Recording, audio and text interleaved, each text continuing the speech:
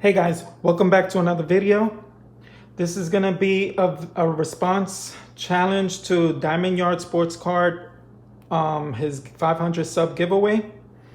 And also at the end, I'm gonna do a Red Sox collector, Dan McGraw, his response. So it's gonna be a two-part video. Diamondyard Sports Card wants you to give two shout outs to other YouTubers that have 500 or less subscribers. So I'm going to start out with Jeter Collector.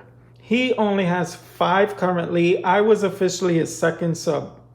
He only has one video. So he's a brand new YouTuber. But the thing about his channel, although he likes Jeter, he has mainly a lot of Jeter cards. He does like all of baseball. He has a lot of good knowledge. His thoughts on the cards or the players are very good.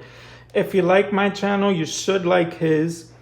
And let them know that you're here by way of me, my recommendation, and maybe it'll push them to push out new content a lot sooner than later. And let them know how we all stick together, we all support each other. It's cool. He's a new sub. You saw how I backed up 7-line cardboard. I'm gonna back this guy up, and let's just all work together here and push each other and support each other. Second one will be the Card Closet. He has 218 subs. He has a nice, a nice collection where it's of all sports, modern, vintage. He has a little of everything. So I think with his channel, you might find stuff that just intrigues you from here to here. You might have something you might learn from. So I think he has another cool channel. Now, on with the video. The video is show your doubles. To start out with, I'm going to show you one of my, best doubles I have. And maybe go into a little bit of a story how I ended up with this. Because I don't think in my mantle video, I explained myself too thoroughly. I don't usually get into price. But with this one, I will, just to show you how I ended up with the card. I purchased this card for about, I think, $120 at the time. I don't know what it goes for now. But at $120, I thought it was a good deal because it's nicely centered and it's a PSA holder. So I think it was, exactly where the value is for this card. But it's a mantle, so I say, you know what? Let's do it. And then about a month later, this card comes up. And it was at $60 to $70 at the time. So I'm watching it just to see what this one sells for. Lo and behold, like with an hour left, where the bid was ending, it was at around $70, $75. And I'm like, why the heck is this card so low? So knowing what I spent for this one, I figured, let me just put a hat in the ring and put some, money into this one and see if I end up with it for way cheaper than what I paid for this one. And lo and behold, I end up winning this card for like $90. And it was a complete head scratcher to me because to me, this one looks a lot cleaner. The corners look sharper.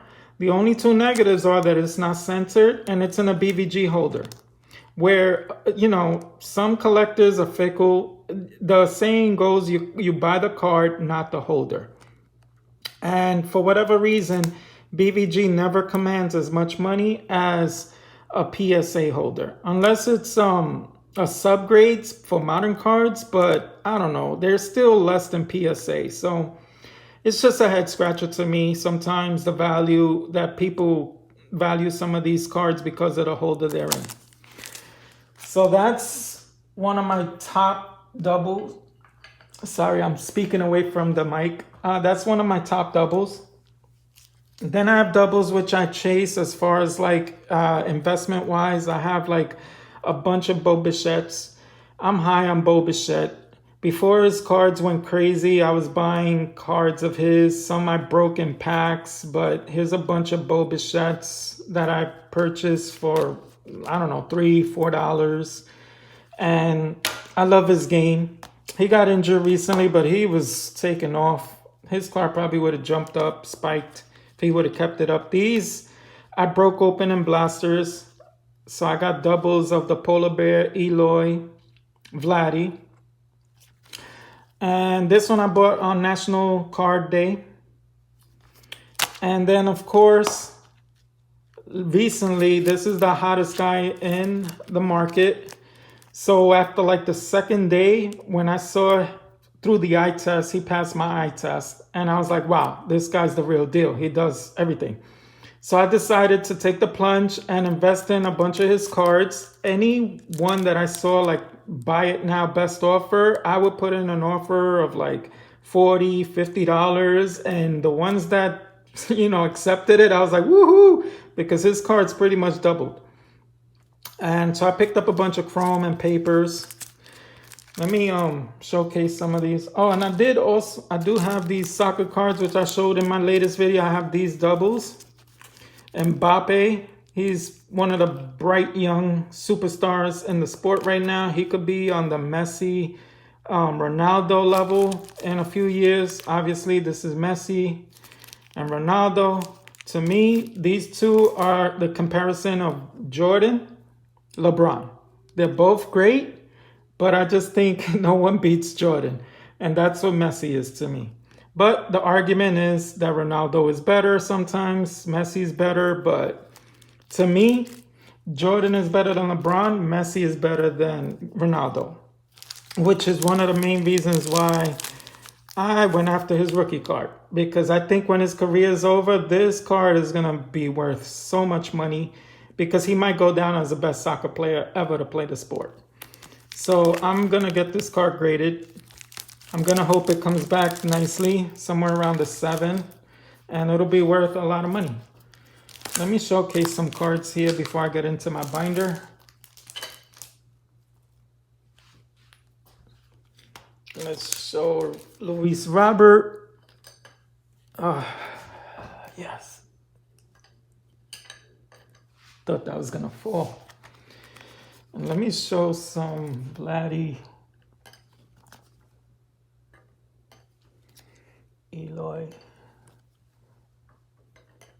Sorry, Polar Bear, there's not enough for you to show your face there. All right, now, onto the binder. I set some pages up with cards I found in my PC doubles. George Brett, Fred McGriff rookie, Mark Grace rookie. I have a bunch of Donnie baseballs. My favorite player. Here's a bunch of 90 Donruss, John Olerud rookie, I believe, Greg Maddux, Mark McGuire, Barry Bonds, another Mark Grace. I chased Mark Grace back in '89. I thought he was going to be sort of like Don Mattingly. Roger Clemens.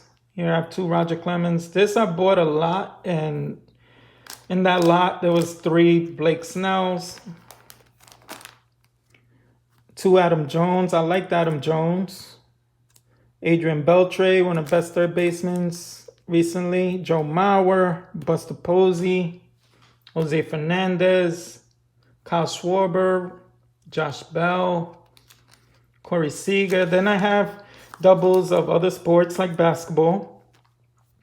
I bought, as you could tell, some boxes of Skybox. Ended up with Patrick Ewing, Kevin Johnson, Isaiah Thomas, Karl Malone, Akeem the Dream, Larry Bird, Mitch Richmond, Run TMC, Vlade Divac. Here's some hoops. I got doubles of the Human Highlight Reel, Dominique Wilkins, Skybox Premium, Tim Hardaway, love him as a player, phenomenal, Mighty Mouse, Sabonis. And then I got some football ones. Classic Brett Favre rookie. Christian Okoye, the Nigerian Nightmare. Ronnie Lott, one of the best linebackers ever. Jerry Rice, best wide receiver ever. Mike Ditka, the Bears. Mike Singletary, another one of the greatest linebackers. Bo Jackson, love that card. Love the way he's hurdling. Ickey Woods, obviously the Ickey Shuffle. Here's some Dallas cards. Jimmy Johnson, Michael Irving. I don't know how I ended up with 4 Terrell Owens, but I really don't like him as a character, but as a wide receiver, he was one of the best. But yeah, his personality is a little off to me. Reggie White. Randall Cunningham, one of the most underrated quarterbacks ever. Phil Simms, I'm a Giants fan. Carl Banks. So those are the doubles that I found in my PC, which I put into these pages. I never really showed off this binder. I was never challenged to show my binder, but in this binder I have football, basketball, baseball. I have a lot of things in here, but yeah, so that's my doubles giveaway response. And then the second part is Red Sox collector Dan McGraw. This is a second part of the video. He challenged everyone to just, for his giveaway, he challenged everyone to just state the card that they wish to own at some point. So there's a few cards I wish to own. Psyched on baseball cards, he said that Ted Williams was one of the cards he aspired to own at some point. He's one that also escapes me. You recently saw in my videos I added a Duke Snyder and a Jackie Robinson, so I scratched them off the list, but there's still several cards that are on my wish list. One that I don't know if I'll end up with is Ty Cobb's, any one of his T206s, but his cards have pretty much tripled in the last 6 months. Ted Williams is another. Josh Gibson, that card, I don't know if I'll ever end up with one of his cards because they never come up, but even when they do, I don't even know what the heck that card would go for. But yeah, because they compare him to Babe Ruth, there's something about him that intrigues me, and the scarcity issue is another reason why I wouldn't mind owning that card. But if I had to pinpoint one card, it would have to be Joe D's Worldwide Gum. That Worldwide Gum card never comes up. It's really scarce because it's out of Canada. And one did come up around February, and it was a 1. It was creased up to hell. And I think it sold for somewhere around $2,600, which to me, I thought it was cheap because of the scarcity issue, and it's his official rookie card. But I kind of regret not buying it because the person who did win the bid, he reposted it like a week later, I guess when he received it. And he reposted it for like $5,000, and it sold a few weeks later. I was like, I knew that card went for less than what it should have went for. And maybe I should have bought it and flipped it, because in all honesty, I don't know if I would have appreciated it with as many creases as it had. But yeah, that still remains as probably the card I hope to own one day. His Worldwide Gum, I think it's 1936. That card is really rare, scarce, and it's a beautiful card. So that's my submission to the part 2. Yeah, go check out Jeter Collector and the Card Closet. And with that, that's my submission to the 2 channels.